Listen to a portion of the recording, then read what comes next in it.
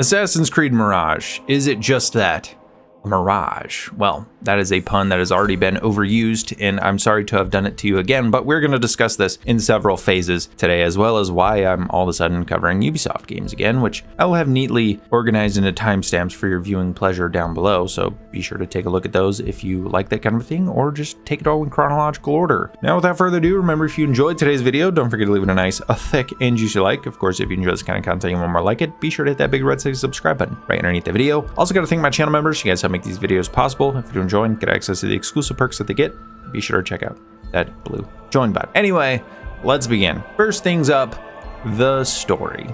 The story in this game is supposed to be a bit more focused, about 15 to 20 hours as opposed to 150 hours like the previous two games, which I think is a fantastic thing because, as someone with a life, I don't have 150 hours set aside to grind through a story, or I could if I really wanted to, but I just don't really want to. And I think that's a good thing. I think having this more focused experience is great for the story. We already know we have characters like Basim and Roshan, and I'm sure we're going to meet some more interesting figures as we go through 9th century Baghdad, which of course I'm very excited for, and I hope we get to go and explore these characters in depth through this story. And again, the reason I'm excited for a shorter story, I know it sounds like counterintuitive to some people, but I hope I can make you understand. Take, for example, Valhalla. You do all these arcs, and maybe, I think there's like 12 arcs or something like that. There's a lot of arcs in Valhalla, but maybe 2/3 of them are actually relevant to the main story. The other ones are basically mandatory side quests that are just forced onto the main story, which is unfortunate because it would have been nice to experience those on their own at their own pacing without having to force them into the main story, because by the end of the game, by the main ending you want to get to, a lot of those are completely irrelevant to the outcome of the story. There are some in one of the other endings that, yeah, you want to complete those so you can finish up that ending part of the story, but it's a whole different ending. The main ending of the game has nothing to do with that. It's about Eivor and Sigurd, and some of those random ones, like the love story, and I think it was Lincolnshire, I don't care. That had nothing to do with the ending of the game.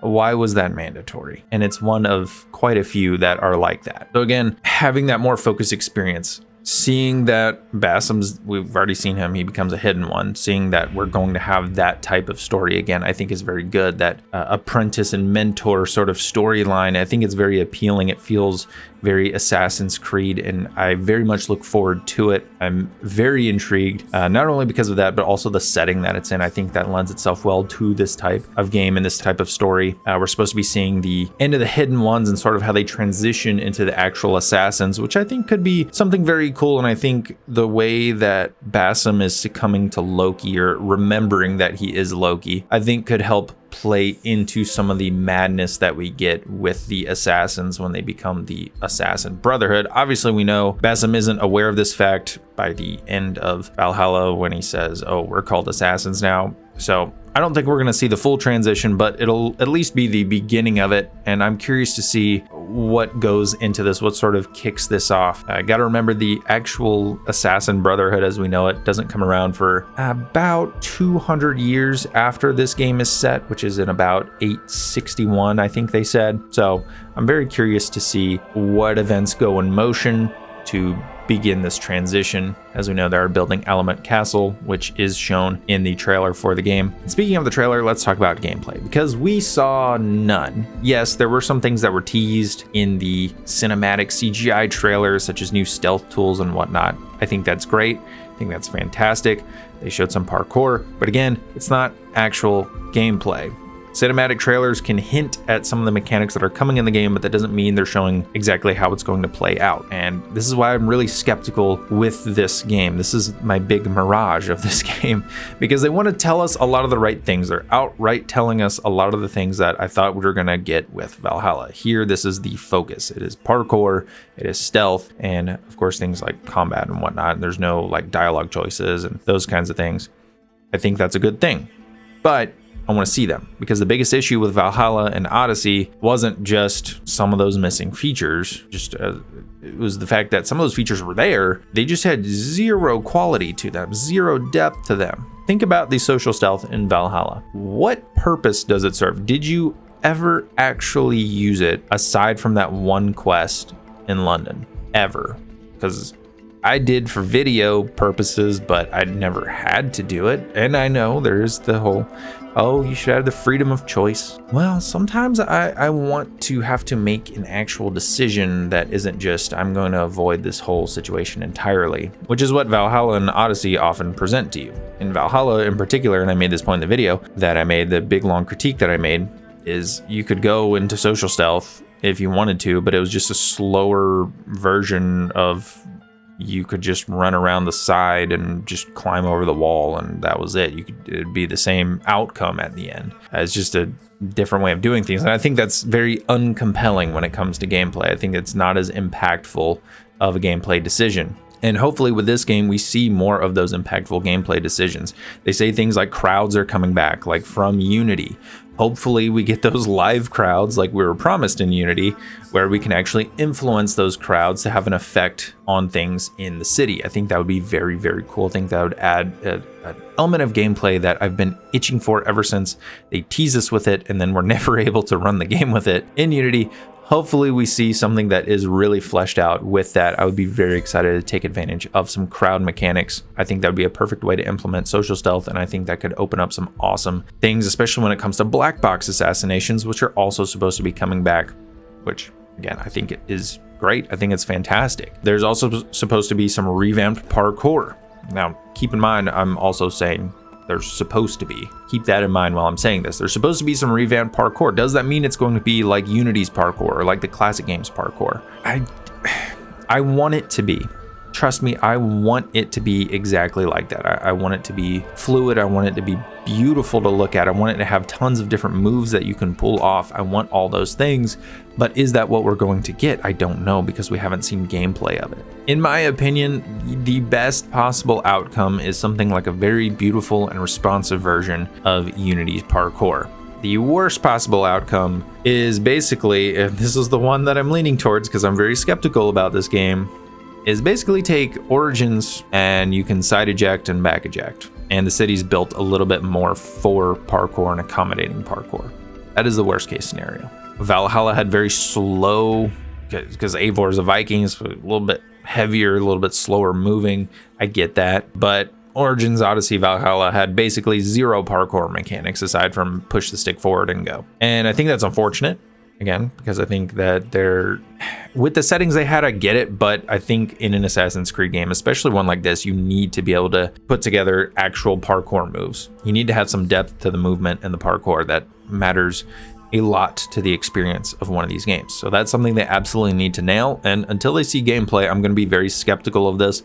And I'm basically going to be seeing this as coming in the worst possible scenario. Not that I want it to be, just that I'm not going into it with high hopes is really the main thing. So definitely something I will be keeping my eye on, but I'm not holding my breath. Lastly is the setting, and I'll still touch on some gameplay here, really because I think the setting is great for accommodating the assassin fantasy. I think it's going to be tight-knit. There's going to be plenty of buildings to run across. You're going to be able to jump across the streets again.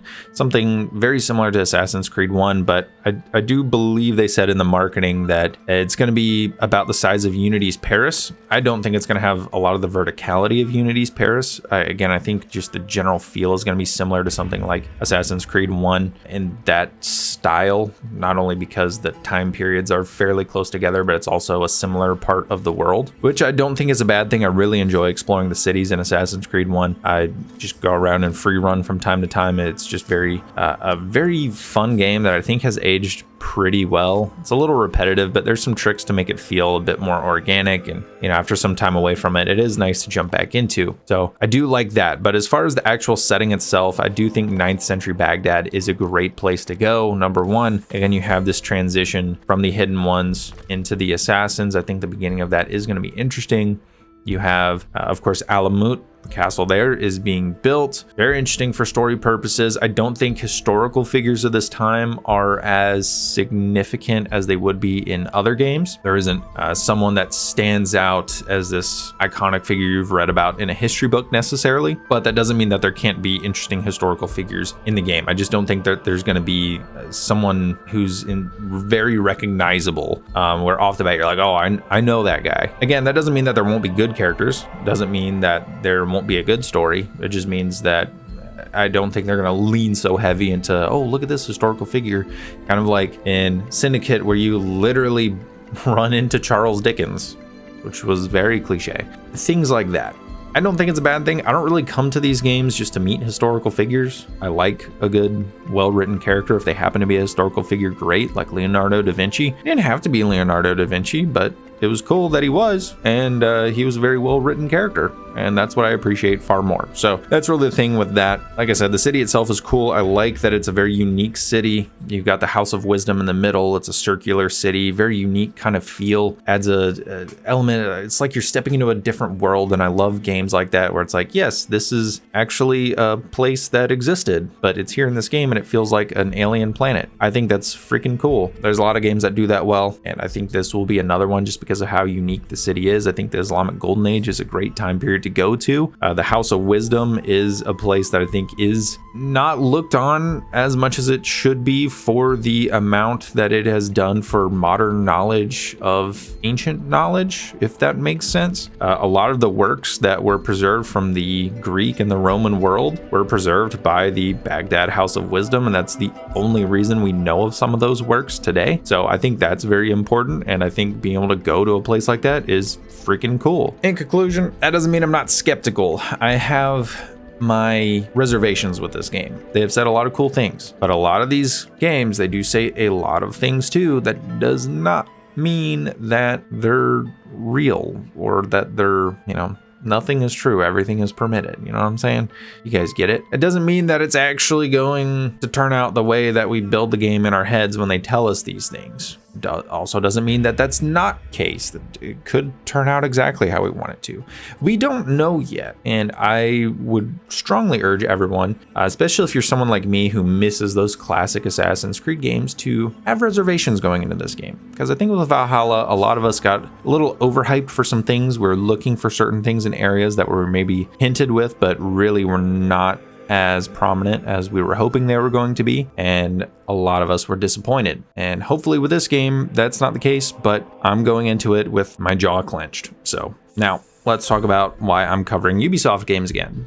That is a very touchy subject for me, but I've been thinking about it a lot. Like I said in my Hold Ubisoft Accountable video, one of my big issues, of course, had to do with the games. They all felt copy and paste, and they were very similar, open world, RPG light, etc., etc. Game seems to be a hint that they're actually changing that up, and they're actually going for more focused experiences, and they're actually doing things that seem to be beneficial for the community and for the games. Again, we do still have to see more, but there is that aspect of it. But the main reason I really dropped Ubisoft games had to do with their workplace harassment issues, which, to my knowledge, still haven't really been resolved. Now, that isn't the reason that I'm coming back to the game. Oh yeah, they haven't resolved them, hooray. The reason I'm coming back to these games is, number one, I don't think sitting here and just not saying anything about it is going to help anything.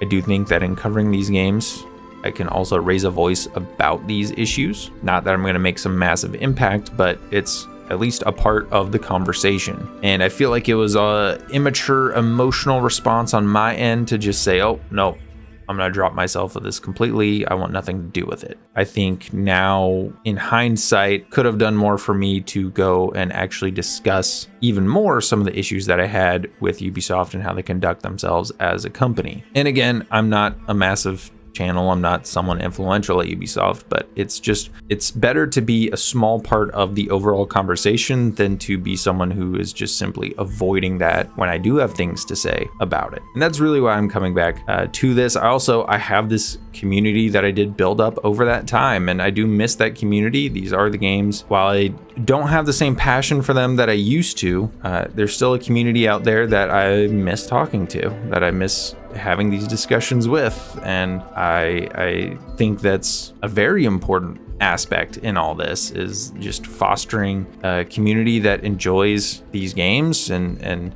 enjoys having these discussions. That's why I make these videos. I like to have these discussions. So there is a lot to it, and I don't think Assassin's Creed is going to be the main series that I cover on my channel. I don't think it is. I know it was at one point, but while I may cover it here and there, I don't think it's ever going to be the main series. We'll of course have to see, but I did miss this. I will say I did miss this. I missed talking to a lot of you. I missed having the discussions about these games. I missed playing the games, and I just want there to be positivity and goodness out there. As cheesy as it is to say, yeah, I hope you guys are happy to see me back, and I'm glad to be back. It's been a very interesting year for me. I know it's been a while since I've covered these games. It's been, gosh, it's been about a year and a half, actually. I think this is the right way to go. I just feel like this is the right way to go at this moment in time. Marcus Aurelius once said, "No man steps in the same river twice." Well, I'm stepping in this river a second time as a changed person from when I put it all down that long ago. So anyway, thank you guys so much for watching. If you enjoyed, don't forget to leave it a nice, thick and juicy like, and I'll see you guys in the next video.